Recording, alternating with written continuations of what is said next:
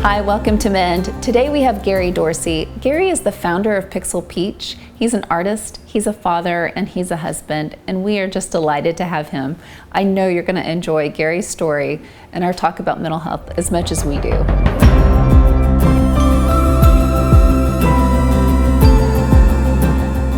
can you explain the different areas of the art world that you work in? I will do my best. Okay. So I do everything from branding to video animation work and music packaging, and really spent a lot of the last few years in music industry stuff and working on packaging design, and then do a lot of work in with big brands here in Austin, Texas, and around the U.S. Right, and you also have a band. I do have a band here in Austin. I forget about that part of it because I don't ever get to do that part of it. But we have a band called Water and Rust here in Austin, and 4 dear friends that get together and play tunes, and so that's fun too. So yeah, as an artist, I guess I've always had my hands in a little bit of everything. Being an artist, can you tell me, you have a creative mind. When did you start noticing or getting introduced to the world of mental health? It's funny. I don't know if that's how I'd phrase it, that I was introduced to it, but I remember very vividly as a young artist and feeling a lot different than the people around me. And that can be, that can definitely be a good thing, and it can be a bad thing. So I think with a lot of artists, we then latch on to that one person we find that understands us a little bit. We're all kind of listening to the same stuff, and we're watching Eraserhead, all that stuff that young artists do. And so for me, that best friend I found when I was in 8th grade, and we actually struggled through a lot together, I think. But as an artist, not only do you recognize you're different, but it's hard to explain, but it's like you need more. You need to feel more than what you're feeling around you. I don't know if that makes any sense or not, but I would lock myself in my room, literally, as an 8th grade kid, 7th and 8th grade, and I would start making my own clothes, because what was out there wasn't what I wanted. So, I kind of started making my own world, and I did that with art. That's how I did it, and it was kind of at the same time it's your creative expression. It's also, I think, your process to kind of figure yourself out. I grew up a Pentecostal preacher's kid in Memphis, Tennessee. Still am a Pentecostal preacher's kid. My life was church. That's what it was, and it was great memories growing up in church and singing. But the thing that I did notice about church, to me, now that I'm an older man and I think about it, is that there were a lot of mental health issues in the church. I think now they're being talked about and dealt with a little more, but back then they really weren't. So you had churches full of people that were dealing with mental health issues, and it was very obvious. And most of the time it was just taken care of with other, with addictions or whatever. And if I could go back, I would love to have seen all those people get the help that they needed. Aside from just using religion to say, well, as long as Jesus loves me and I love Jesus, then everything's going to be okay. I haven't seen that to be the case. Nothing against, Jesus or religion. Yeah. I just felt like I had a John Lennon moment. I'm going to get in trouble with somebody talking about Jesus. Right. No, and that's, we're having these conversations, and there is, absolutely, you can mention that. And it's important because we have, back then, I don't know if we necessarily had the tools that we have now. That's one good thing maybe about social media. You're right, yeah. You're absolutely right about that. We didn't have the tools. I don't even know if people understood anything about mental health. It wasn't talked about. Yeah, it wasn't talked about. And, just that whole idea, though, of we're just going to pray about everything and it's going to go away is, is such a dangerous place to be in. I guess that's why I bring that up. And for somebody watching this video, I'm sure that that'll help them. But don't feel like you're crazy because you've prayed your whole life and you're still dealing with mental health issues. Right. Because I think a lot of people wonder, because that's the way I was raised. And I would pray and pray and pray about stuff, and then it would make you feel even more crazy. Because it's like, well, obviously God doesn't even love me because I'm still dealing with this stuff. And so I'm not telling people to stop praying or having their faith or believing, but I do. In addition to. I do believe in addition to, you need a therapist. You need to see somebody that can really help you. I know for me, I never knew how messed up I was until I started going to a therapist. Mm-hmm. And had it not been for my wife, I would have never done that. And actually, one of our pastor friends in Texarkana that was like, you're going to go see these people, you can go see them. I thought I was going just for marriage issues, right? Like, it turned out it was a lot more than that. Like, I had a lot of deep-rooted issues from the way that I grew up. And when you allow yourself to go deep and find out where a lot of that stuff comes from, for me, a lot of it was anger. I had just so much anger. And I would suppress it in different ways, with drinking. And when you go and you find out that, like, oh, okay, well, maybe God does still love me. Maybe I just really got some stuff that He wants me to work on. Like I said, I just thought I was going to work on our marriage. And it turned out that very quickly I was being told, hey man, you've got some issues you need to work on. Casey is right in what we're talking about and the issues that you have. And you need to, you got some stuff you need to work on. It's deeper. And that, I think, was the first time too that I realized that, the way that I act is because of my past. It's because things that happened to me when I was growing up. It's things that affected me that I've allowed to stay in there for a long time. And instead of dealing with them, just being angry at them. And that's why my anger, I would lash out.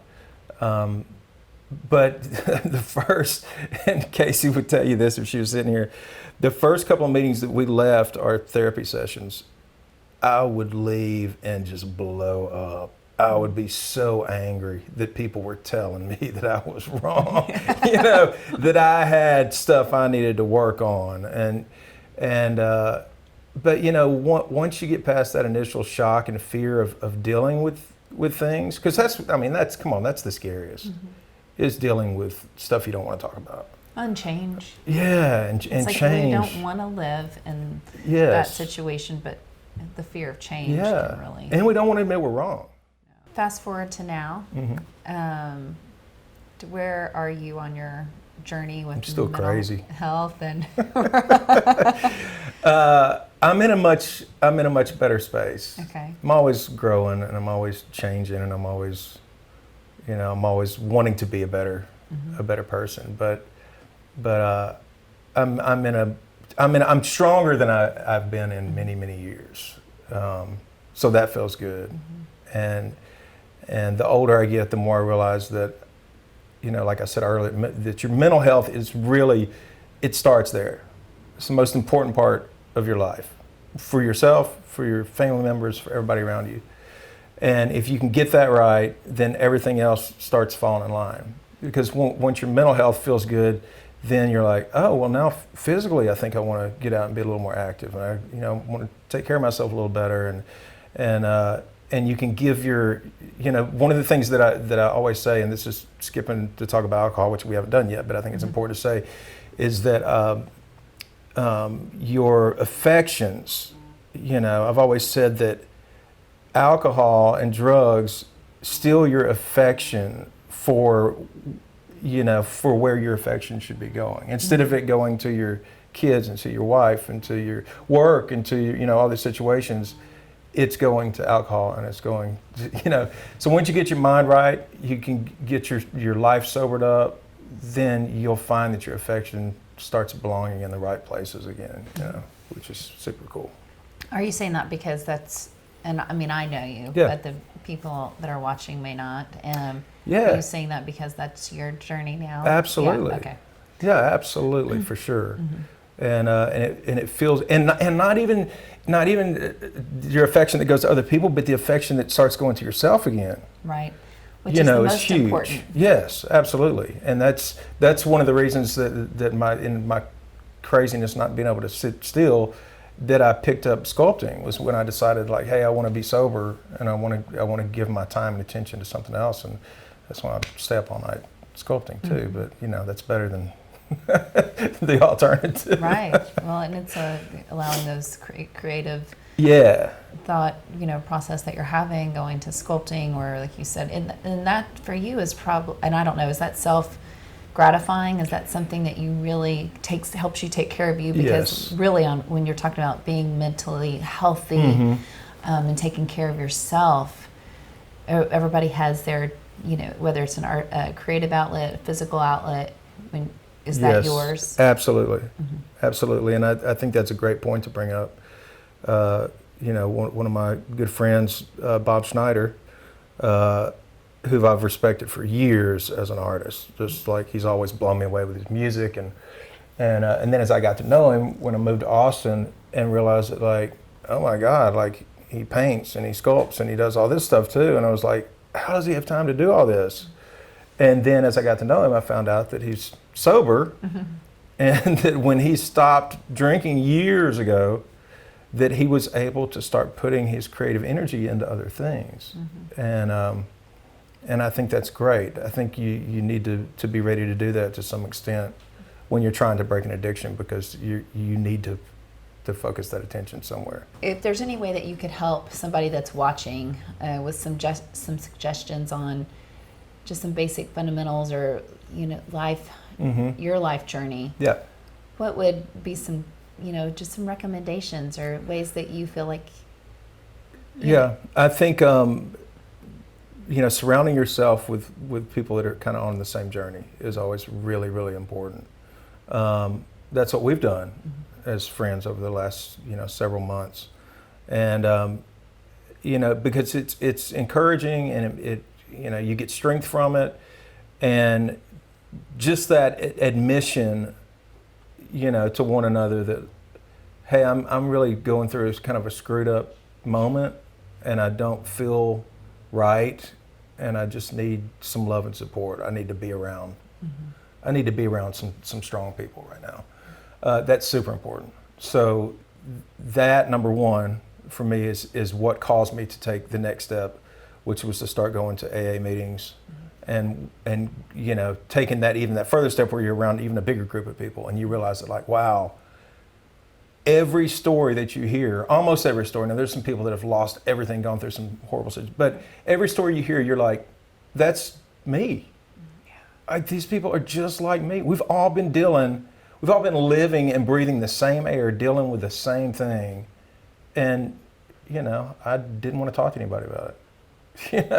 So there's so much freedom in that, whether it's AA or it's another meeting, but there's so much freedom in getting with people that are on the same journey, because that's when you really understand each other. Right. It's really hard to understand unless you're going through the same thing. When we get around people that we do know, what we're going through, it's huge. There's so much power in it. Which is the reason why people enjoy going to church, and they go, because it does give them this sense of, like, hey, we're all on this journey together, and let's make ourselves better. Sense of belonging. Yeah, sense of belonging. Yeah, it's real huge. And then, of course, a great therapist, even outside of a meeting of some sort. A great therapist takes you even deeper, because that's the person that can really get to know. That's where you can really share the deepest things in your past that have affected you and may have caused you to be where you are at now, and that have caused those things mentally for you that you might have struggled with for years and not even really known it or known where it was coming from. Right. Those things can get so suppressed, and you don't even realize that you're holding on. Yeah. At certain times, and what a therapist can do is really help gently bring that out. Absolutely. And then it releases the power that they have. Man, big time. And it's so funny how you can, and a lot of people don't like this either, but I've come to accept it. When you're sitting with a therapist, and you always think, man, I'm not going to cry. Like, I'm not going to cry. There's nothing you can say that's going to make me cry. And they can like say one word that triggers something. You're like, whoa, no. But there's so much freedom in it. I mean, it's awesome. Yeah, sometimes there's freedom in tears. Yeah, absolutely. So I would just encourage people to, get with like-minded people and get some good help. And that's why we're doing this. I'm really hoping that some crazy thing I said today will help somebody out there that might be on the same journey.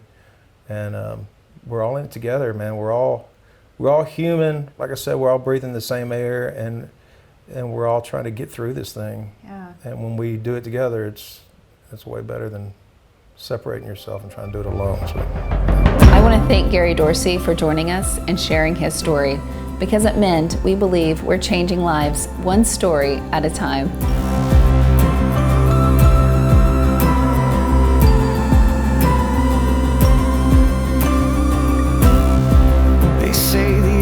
Round, but what about the universe?